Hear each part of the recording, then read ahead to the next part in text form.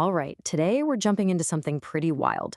We're looking at a set of messages that claim to be a literal blueprint for our entire existence, from a past we've totally forgotten to a very, very detailed afterlife. This info supposedly comes from a group of spirit entities called the Seven, and what they have to say might just change how you look at, well, everything. And right out of the gate, they throw a wrench in a story we all think we know. As you can see from this quote, they're saying the fall of man isn't what we've been told. It's a legend, sure, but one that's based on a real event. So what was that event? We are definitely going to get to that, but first, where did this information even come from? So, first up, messages from the beyond. Let's dig into how these messages apparently made their way to us. According to the source, this wasn't some psychic sitting in a dark room. No, this came through our own modern technology. Yeah, the method actually has a name, instrumental transcommunication, or ITC for short. The whole idea is that beings in other dimensions can use our electronics, our computers, our phones, to send clear word-for-word messages. It basically cuts out the human middleman, so to speak. The process itself is surprisingly straightforward. A spirit group sends a message, it just appears on a computer or a phone screen, and a researcher on our end gets the text exactly as it was sent. So with that framework in mind, let's dive into what these messages actually told us about our past. All right, section 2, our forgotten ancient past. This is where it gets really interesting, because the story they tell begins a long, long way from Earth. Here's the kicker. The claim is that humanity didn't evolve here. We came from another planet called Marduk, which, get this, they say is the real Garden of Eden. So in this story, we're all essentially aliens who got stranded here ages ago. And that brings us right back to the fall.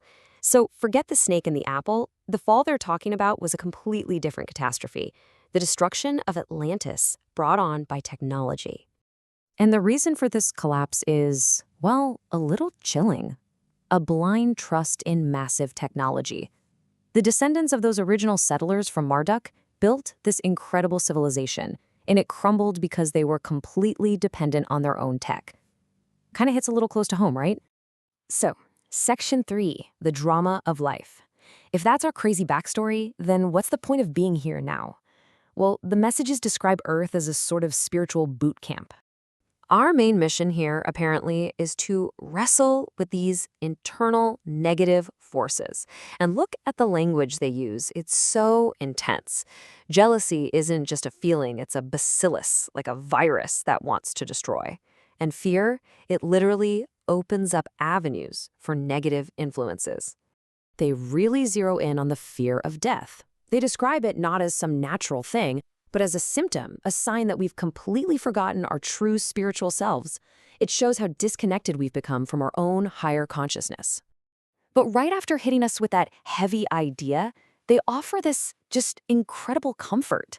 They say the transition to the afterlife isn't some big judgment day. It's a homecoming. It's like returning to this feeling of complete and total safety.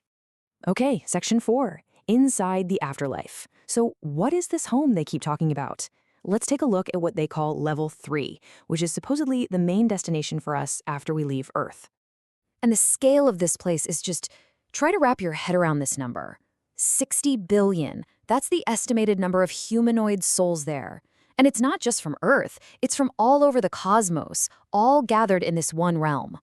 The specific details are absolutely fascinating. You're back on the home planet Marduk, but it's perfected. It has 3 suns, so it's never really dark. There's no sickness, no getting old. Your body is restored to an ideal age around 25 or 30. And all the core parts of being alive, relationships, love, they all continue. This chart here really lays out the difference, doesn't it? Our dense physical body becomes this light, ageless, high-vibration form. Health is totally perfected. Society goes from 8 billion of us to 60 billion humanoids. The whole environment is on another level. But, and this is a really important point, it's not like all your problems just disappear. They make it very clear that while the physical world is a paradise, your inner work is not done. You still have emotional lessons to learn and things to work through. Which, of course, brings up a huge question. If the afterlife is that incredible, why in the world would anyone ever leave to come back here? And that leads us to the final piece of the puzzle, the great cosmic cycle. Their view of reincarnation is very specific. It's a one-way street of evolution. A soul moves up, from mineral to plant to animal to human. But once you're a human soul, you never go backwards. It's all about pushing forward to learn something new. And they even describe the technology for it. A soul decides it's ready for another round on Earth. They get into this tub-like device, and their etheric body is de-aged, from an adult to a child to a baby, all the way back to a single cell, which is then sent to a mother on Earth. Just, wow. So what's the whole point of this constant coming and going? The end game, according to this quote, is a massive cosmic reunion. It's about experiencing everything this universe has to offer so that eventually light and darkness can come back together and be whole again. And that's why they say these messages were sent right now.